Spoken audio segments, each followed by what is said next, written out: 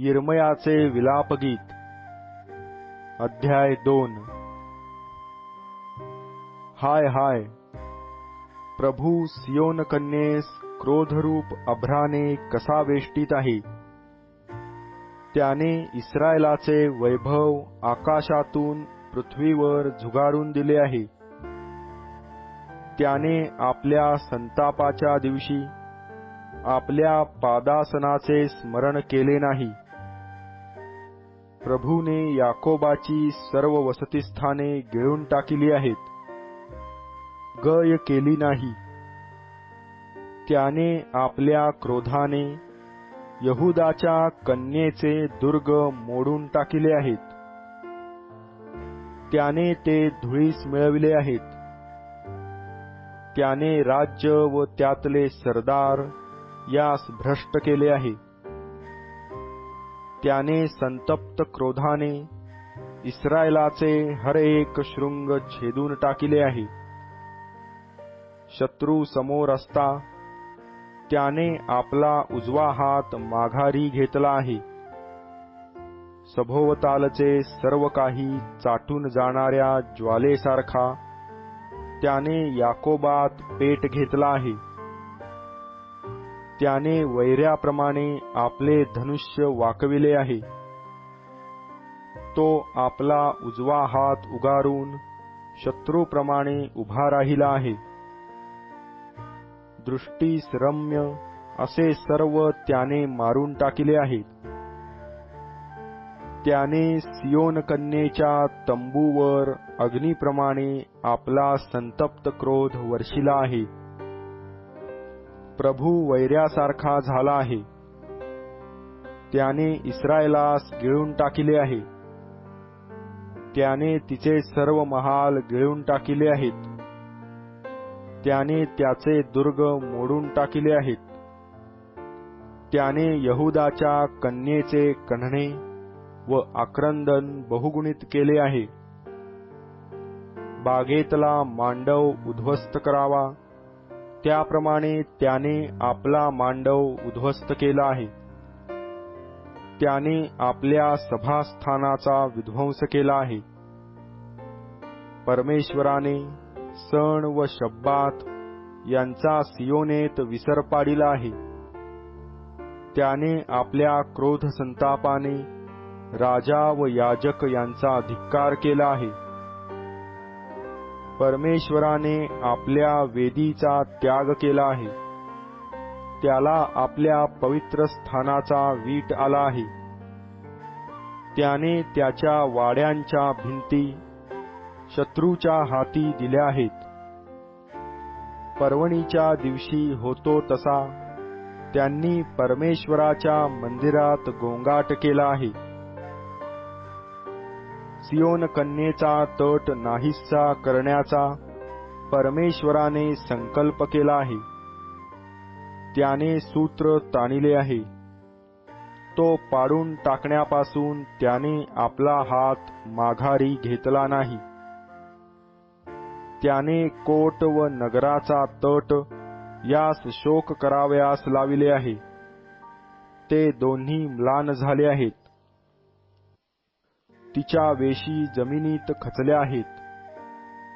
त्याने तिचे अडसर मोडून नष्ट केले आहेत।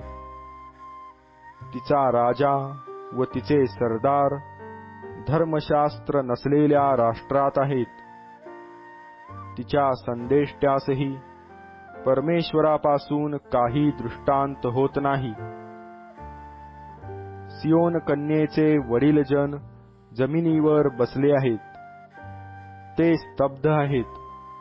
त्यांनी आपल्या डोळ्यांवर धूळ उडविली आहे। त्यांनी गोणताटाची वस्त्रे परिधान केली आहेत। यरुशलेमेच्या कुमारी आपली डोकी भूमीपर्यंत लववीत आहेत। माझे डोळे अश्रूंनी जर्जर होत आहेत। माझ्या आतड्यांना पीळ पडत आहेत। माझ्या लोकांच्या कन्येच्या विनाशामुळे माझे काळीज फाटून भूमीवर पडले आहे। कारण बालके व तान्ही नगराच्या आळ्यात मूर्छित होऊन पडली आहेत. घायाळ झालेल्यांप्रमाणे नगराच्या आळ्यात मूर्छित होऊन आपल्या मातांच्या उराशी त्यांनी प्राण सोडिला. तेव्हा ती आपल्या मातास म्हणाली, धान्य व द्राक्षारस ही कोठे आहेत? मी तुला बोधाच्या कोणत्या गोष्टी सांगू? हे यरुशलेम कन्ये, मी तुला कोणाची उपमा देऊ? हे सियोनेच्या कुमारी कन्ये, तुझे सांत्वन करण्यासाठी मी तुझी कोणाबरोबर तुलना करू? तुझा विनाश सागरासारखा मोठा आहे. तुला कोण बरे करील? तुझ्या संदेष्ट्यांनी तुझ संबंधाने निरर्थक व मूर्खपणाच्या गोष्टींचा दृष्टांत पाहिला. तुझा बंदिवास उलटण्यासाठी तुझे दुष्कर्म प्रगट करावयाचे ते त्यांनी केले नाही, तर त्यांनी तुझ संबंधाने निरर्थक व तुला हद्दपार करण्याजोगे दृष्टांत पाहिले. येणारे जाणारे सर्व तुला पाहून टाळ्या वाजवितात. ते यरुशलेम कन्येकडे पाहून धुत्कारतात व डोके हलवून म्हणतात, जिला सौंदर्याची खाण, सर्व पृथ्वीचे आनंदभुवन म्हणतात, ते हेच का नगर? तुझ्या सर्व शत्रूंनी तुझवर आपले तोंड पसरिले आहे. ते धुत्कारून दात खातात. ते म्हणतात, आम्ही त्याला गिळून टाकिले आहे. खरोखर याच दिवसाची आम्ही अपेक्षा करीत होतो. आम्हास हा दिवस लाभला, हा आम्ही पाहून चुकलो. परमेश्वराने योजिल्याप्रमाणे केले आहे. त्याने प्राचीन काळापासून दिलेली ताकीद अंमलात आणली आहे. त्याने मोडतोड केली, गय केली नाही. त्याने शत्रूस तुझ्यावर हर्षविले आहे. त्याने तुझ्या वैऱ्यांचा उत्कर्ष केला आहे. त्यांचे हृदय प्रभूचा धावा करीत आहे. हे सियोन कन्येच्या तटा, तू रात्रंदिवस जलप्रवाहाप्रमाणे अश्रू ढाळ, ते खळू देऊ नको. तुझ्या डोळ्याच्या बाहुलीला विसावा देऊ नको. उठ, रात्रीच्या प्रहरारंभी विलाप कर. प्रभूसमोर आपले मनोगत पाण्यासारखे ओत. तुझी बालके हर एक गल्लीच्या चवाठ्यावर भुकेने व्याकुळ झाली आहेत. त्यांच्या प्राण संरक्षणासाठी त्याजकडे हात पसर.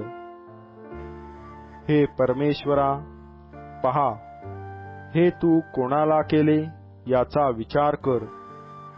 स्त्रियांनी आपल्या पोटचे फळ, हातावर खेळविलेली आपली बालके खावी काय? याजक व संदेष्टा यास प्रभूच्या पवित्र स्थानात जीवे मारावे काय? तरुण व वृद्ध रस्त्यात जमिनीवर पडले आहेत. माझ्या कुमारी व माझे तरुण तरवारीने पडले आहेत. तू आपल्या क्रोधदिनी त्यांचा वध केला आहे. तू त्यास वधिले, गय केली नाही. तू पर्वणीच्या दिवसाप्रमाणे दहशतीच्या बाबी मजकडे चोहोकडून बोलाविल्या.